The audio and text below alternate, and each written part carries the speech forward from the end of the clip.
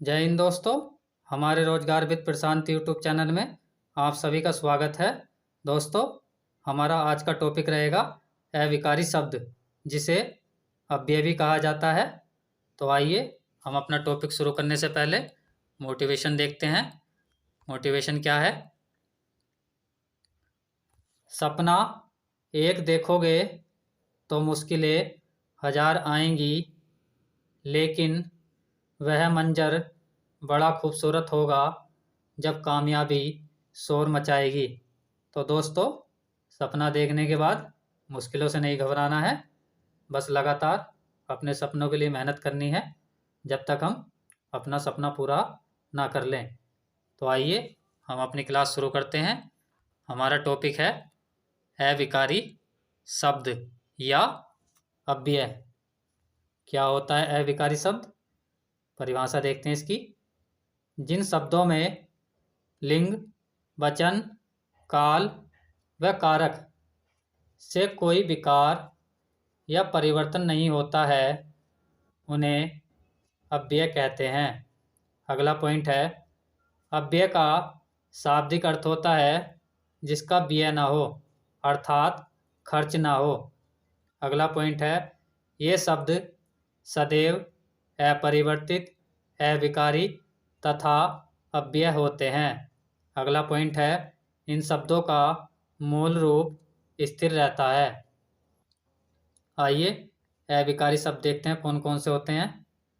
जैसे आज, कब, तब, जब, इधर, उधर, किंतु, परंतु, क्यों, वहाँ, अतः, और, एवं, क्योंकि, इसलिए, बल्कि, आदि, ये सभी अविकारी शब्द होते हैं।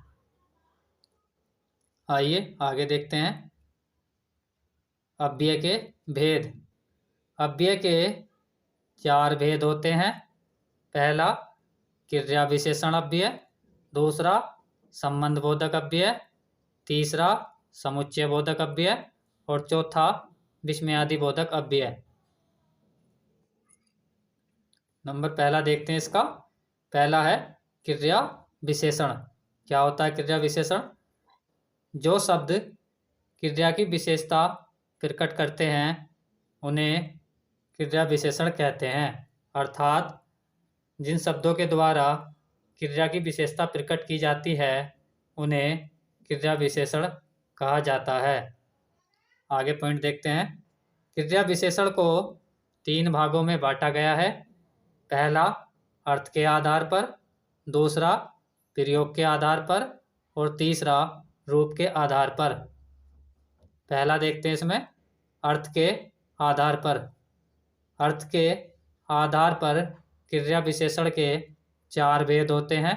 पहला कालवाचक क्रिया विशेषण, दूसरा स्थानवाचक क्रिया विशेषण, तीसरा परिमाणवाचक क्रिया विशेषण और चौथा रीतिवाचक क्रिया विशेषण। नंबर 2 देखते हैं प्रयोग के आधार पर। प्रयोग के आधार पर क्रिया विशेषण के 3 भेद होते हैं।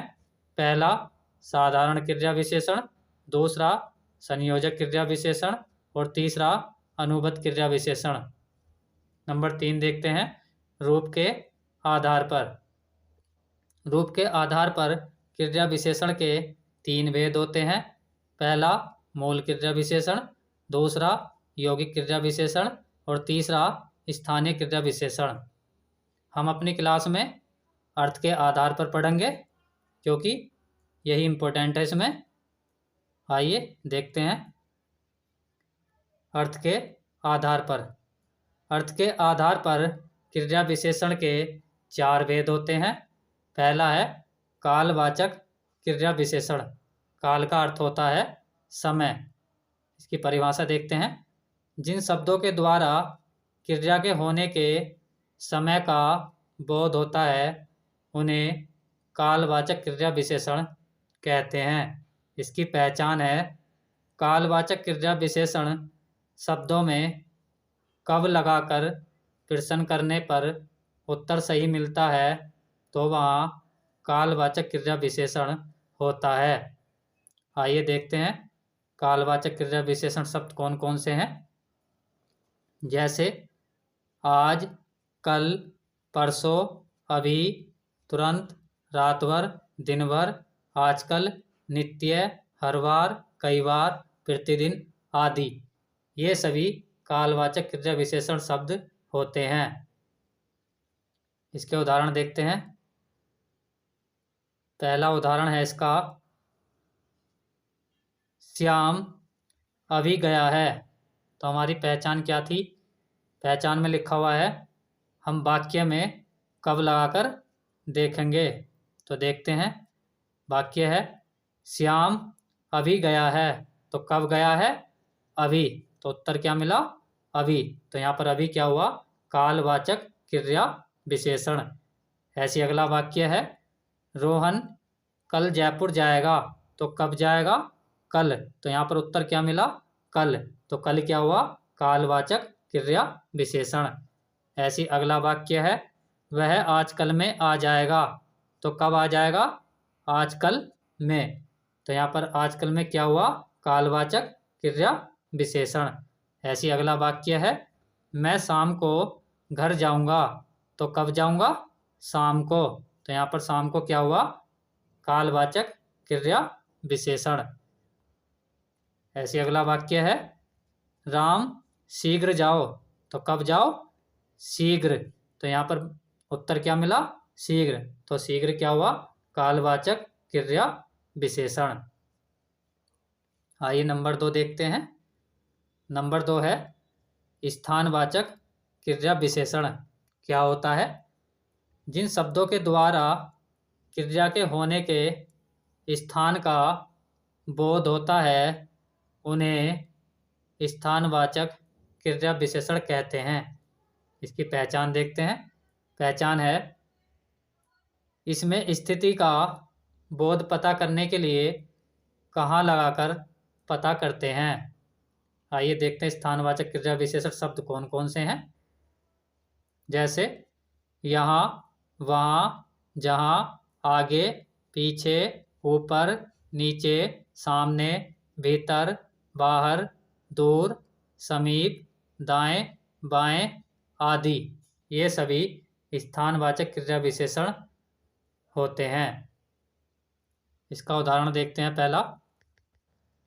पहला उदाहरण है, मोहन बाहर खड़ा है। तो हमारी पहचान क्या लगाकर देखनी है? कहाँ। तो वाक्य है, मोहन बाहर खड़ा है। तो कहाँ खड़ा है? बाहर। तो उत्तर मिला बाहर। तो बाहर क्या हुआ? स्थानवाचक क्रिया विशेषण। ऐसी अगला वाक्य है, सोहन नीचे बैठा है। तो कहाँ बैठा है? नीचे। तो यहाँ पर उत्तर मिला नीचे। तो नीचे क्या हुआ? स्थानवाचक क्रिया विशेषण। ऐसे अगला वाक्य है, इधर उधर मत देखो। तो कहाँ मत देखो? इधर उधर। तो यहाँ पर उत्तर मिला इधर उधर। तो यहाँ पर इधर उधर क्या हुआ? स्थानवाचक क्रिया विशेषण। ऐसे अगला वाक्य है, तुम अंदर जाकर बैठो। तो कहाँ जाकर बैठो? अंदर। तो यहाँ पर उत्तर क्या मिला? अंदर। तो अंदर क्या हुआ? स्थानवाचक क्रिया विशेषण। ऐसी अगला वाक्य है, हम छत पर पतंग उड़ाते हैं। तो कहाँ उड़ाते हैं? छत पर। तो छत पर क्या हुआ? स्थानवाचक क्रिया विशेषण। आइए इसका नंबर 3 देखते हैं। नंबर 3 है परिमाणवाचक क्रिया विशेषण। क्या होता है परिमाणवाचक क्रिया विशेषण? जिन क्रिया विशेषण शब्दों के द्वारा क्रिया की मात्रा अर्थात परिमाण का बोध होता है उन्हें परिमाणवाचक क्रिया विशेषण कहते हैं। इसकी पहचान है, परिमाणवाचक क्रिया विशेषण की पहचान करने के लिए कितना शब्द लगाकर पता कर सकते हैं। आइए देखते परिमाणवाचक क्रिया विशेषण शब्द कौन कौन से हैं। जैसे बहुत, खूब, जरा, कुछ, थोड़ा, पर्याप्त, ठीक, कम, अधिक, उतना, इतना, थोड़ा थोड़ा, जरा जरा आदि ये सभी परिमाणवाचक क्रिया विशेषण होते हैं। आइए इसके उदाहरण देखते हैं। पहला वाक्य है राम कम पढ़ता है। तो पहचान में क्या लगाकर देखना हमें, कितना। तो वाक्य हमारा राम कम पढ़ता है, तो कितना पढ़ता है, कम। तो उत्तर क्या मिला यहाँ पर, कम। तो कम क्या हुआ, परिमाणवाचक क्रिया विशेषण। अगला वाक्य है वह अधिक खाती है। तो कितना खाती है, अधिक। तो यहाँ पर उत्तर मिला अधिक। तो अधिक हुआ परिमाणवाचक क्रिया विशेषण। अगला वाक्य है वह बहुत बोलती है। तो कितना बोलती है, बहुत। तो यहाँ पर उत्तर मिला बहुत। तो बहुत क्या हुआ, परिमाणवाचक क्रिया विशेषण। अगला वाक्य है सोहन जरा सा खाता है। तो कितना खाता है, जरा सा। तो यहाँ पर उत्तर मिला जरा सा। तो जरा सा क्या हुआ, परिमाणवाचक क्रिया विशेषण। इसका नंबर 4 देखते हैं। नंबर 4 है रीतिवाचक क्रिया विशेषण। क्या होता है, जिन शब्दों के द्वारा क्रिया के होने के ढंग या तरीके का बोध होता है उसे रीतिवाचक क्रिया विशेषण कहते हैं। इसकी पहचान है, रीतिवाचक क्रिया विशेषण की पहचान करने के लिए कैसे शब्द लगाकर पता कर सकते हैं। देखते हैं रीतिवाचक क्रिया विशेष शब्द कौन कौन से होते हैं। जैसे ऐसे, वैसे, धीरे, फटाफट, सरसर, तो, भी, मात्र, सचमुच, अचानक, पैदल, जैसे तैसे आदि ये सभी रीतिवाचक क्रिया विशेषण होते हैं। इसके उदाहरण देखते हैं। उदाहरण में पहला वाक्य है श्याम ध्यानपूर्वक पढ़ता है। तो हमारी पहचान में क्या लगाकर देखना है, कैसे। तो वाक्य क्या है, श्याम ध्यानपूर्वक पढ़ता है। तो कैसे पढ़ता है, ध्यानपूर्वक। तो उत्तर यहाँ पर क्या मिला, ध्यानपूर्वक। तो ध्यानपूर्वक क्या हुआ, रीतिवाचक क्रिया विशेषण। ऐसी अगला वाक्य है बस फटाफट भर गई। तो कैसे भर गई, फटाफट। तो यहाँ पर उत्तर प्राप्त हुआ फटाफट। तो फटाफट क्या हुआ, रीतिवाचक क्रिया विशेषण। ऐसे अगला वाक्य है वह तेज दौड़ती है। तो कैसे दौड़ती है, तेज। तो यहाँ पर तेज क्या हुआ, रीतिवाचक क्रिया विशेषण। ऐसे अगला वाक्य है राजू धड़ाम से गिरा।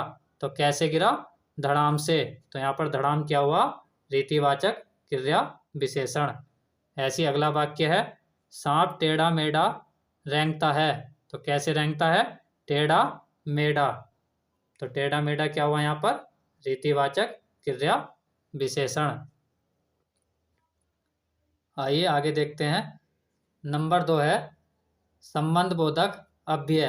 क्या होता है संबंध बोधक अव्यय, जब दो संज्ञा शब्दों वाले वाक्यों में पहली संज्ञा का संबंध दूसरी संज्ञा से बताया जाता है तो वहाँ संबंध बोधक अव्यय होता है।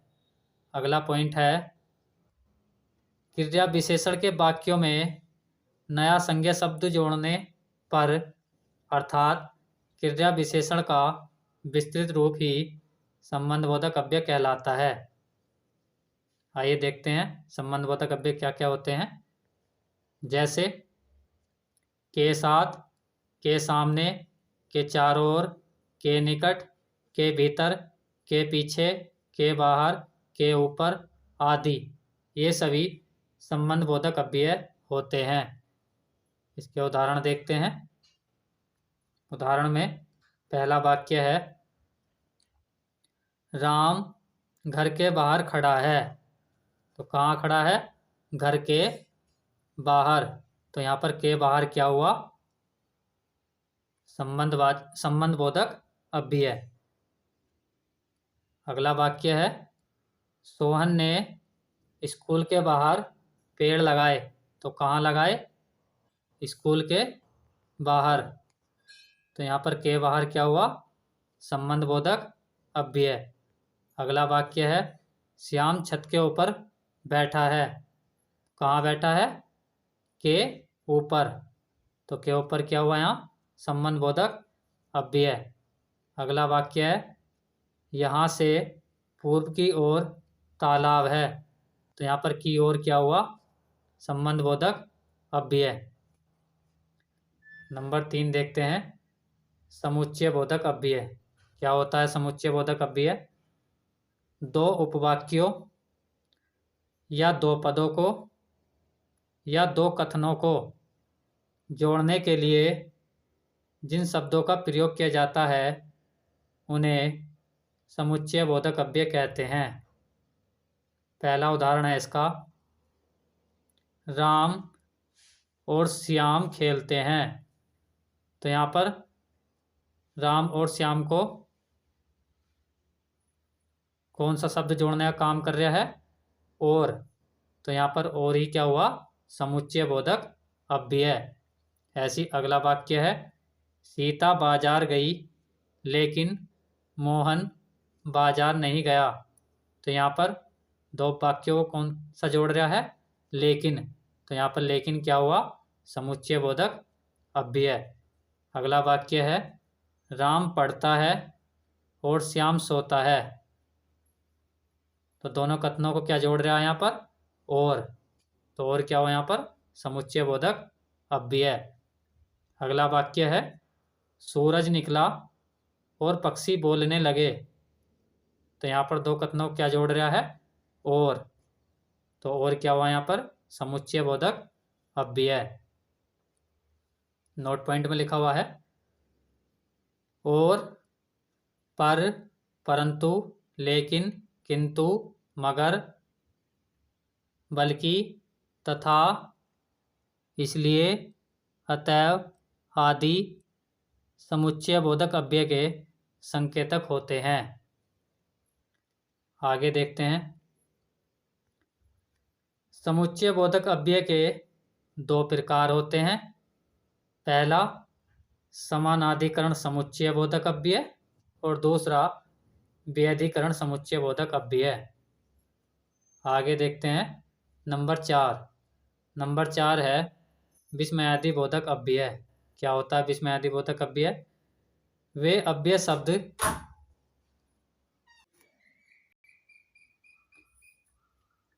अव्यय शब्द जो वाक्य के प्रारंभ में लगकर हर्ष, शोक, घृणा, आश्चर्य या विस्मय जैसा या जैसे भाव का बोध कराते हैं उन्हें विस्मयादि बोधक अव्यय कहते हैं। अगला पॉइंट है इसका संबंध वाक्य के किसी भी पद से नहीं होता है। इसके उदाहरण देखते हैं। पहला है अरे आप अभी तक नहीं गए। तो यहाँ पर विस्मयादि बोधक अव्यय हुआ अरे। अगला वाक्य है हाय ये क्या हो गया। तो यहाँ पर विस्मयादि बोधक अव्यय हुआ हाय। अगला वाक्य है छी कितनी गंदगी है।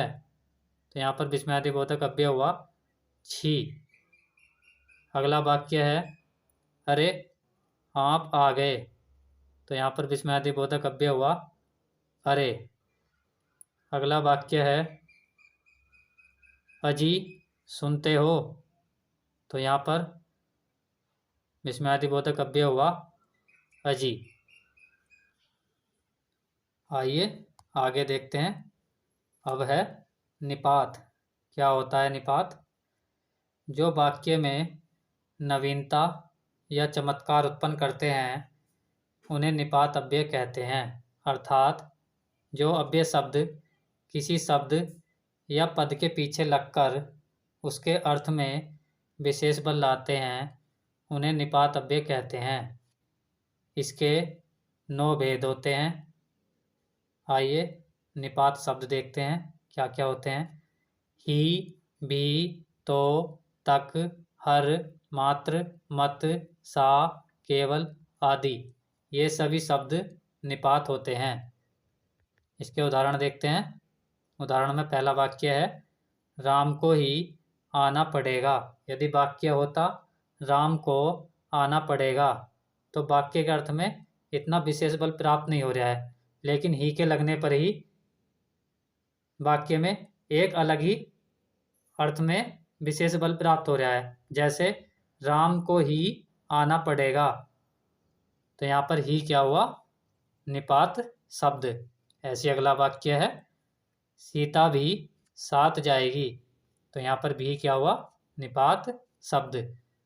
ऐसे अगला वाक्य है आपको चलना ही पड़ेगा, तो यहाँ पर ही क्या हुआ, निपात शब्द। अगला वाक्य है रमेश ने ही महेश को मारा था, तो यहाँ पर ही क्या हुआ, निपात। दोस्तों, हमारा अविकारी शब्द या अव्यय का टॉपिक समाप्त हो गया है। यदि आपको हमारी क्लास अच्छी लगी हो तो क्लास को लाइक, शेयर और कमेंट करके ज़रूर बताएं। धन्यवाद।